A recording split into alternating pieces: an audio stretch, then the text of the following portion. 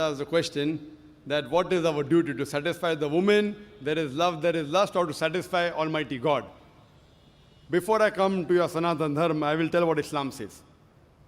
As Allah says in the Quran, I said in my talk in Surah Rum, chapter number 30, verse number 21, that Allah subhanahu wa ta'ala has created for you mates from amongst yourself, so that you may dwell in tranquility, and He has put love and mercy between your hearts. That means Allah has created for you of your nature mates, your wives, your spouses, so that you may dwell in them in tranquility. You get tranquility, you get calmness. And Almighty God has put love between your hearts. Once, our beloved Prophet Muhammad said that even having sex with your wife, it is charity.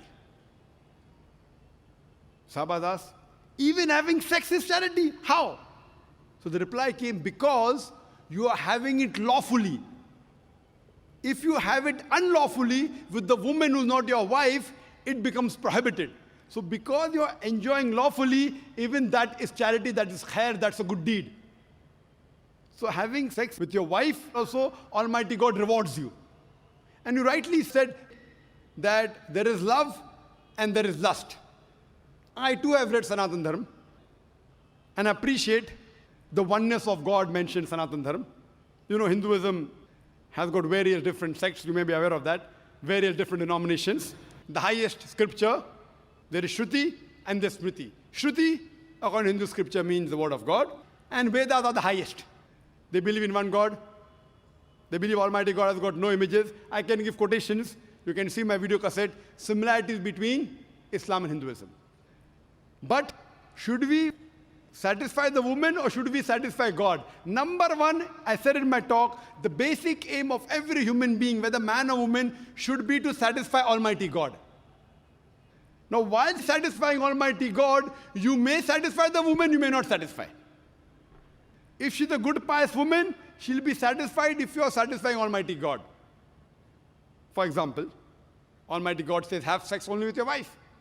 A pious woman who's a Mohsana will be happy. But a lustful woman, she will not be happy. She will say, why are you following God? Follow me. She may be khutwatu shaitan. She may be a footstep of the devil. You asked me questions about Krishna. That Krishna gave advice to Arjun. Since you mentioned Krishna, he's supposed to be a role model for the Hindus. And we read in Mahabharata. You know, I've given the talk on similarities, but because you asked this question, what we read in Mahabharata, that when Krishna, when he goes on the bank of the river, very often when the woman used to go to have a bath, he used to take the clothes away and run away. For what? For love or for lust? Because He is God, He can do. Suppose I am owner of, If God would like to rob clothes of women and run away to see them coming out, okay, come out without clothes, then why can't you and I do? If you can copy God, why can't you copy God? If we see, if you know this is the ultimate. See, we cannot copy God because God is on a different level. But if you consider Krishna to be God, and if God is doing something like taking away clothes of the women and telling them come out without clothes, can you do that or not? You can do it very easily.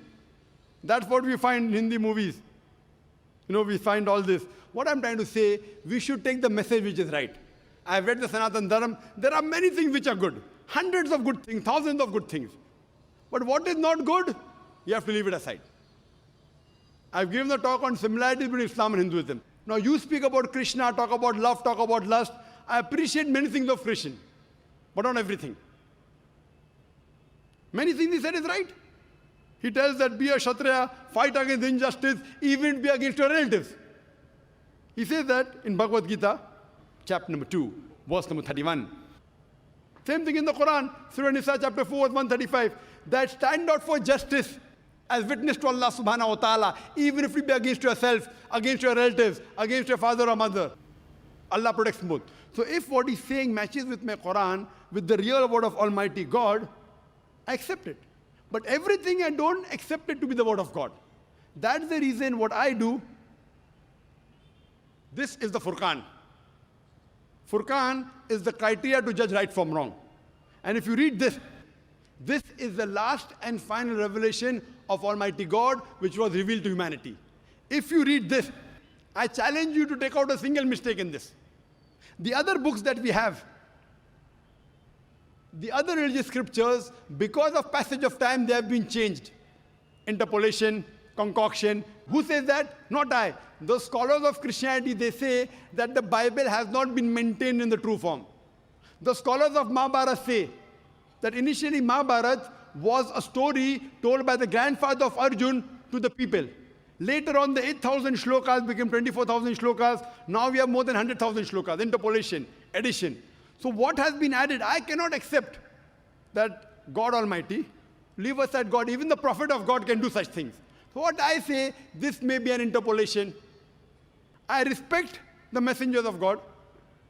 But if you say that these people are saintly people, no saintly people will do what I consider, okay, this may be an interpolation, this may be a concoction. So therefore, I request you to read a book which is 100% pure, without any interpolation.